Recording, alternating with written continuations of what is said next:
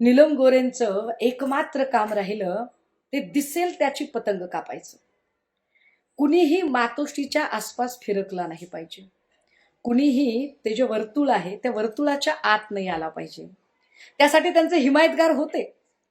त्यांचे हिमायतगार तसे ते तिथेही होते आणि बाहेरही होते.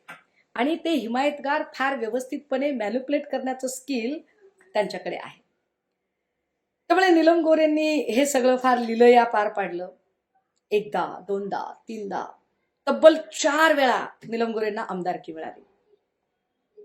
आता जेव्हा नीलम गोरे साहित्य संमेलनात हे जे सगळं बोलले ना, त्याच्यानंतर असंख्य लोकांचे फोन आले मला.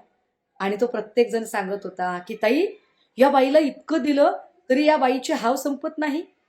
ठीक आहे, हाव संपू नये, तिला जायचं असेल तर जावं त्या बाईने, परंतु तिकडे गेल्यावर सुद्धा ती जिथे तिचं आयुष्य बनलं, ज्यांनी तिला उभं केलं, ती त्यांच्यावर चिखलफेक करायचा प्रयत्न करते.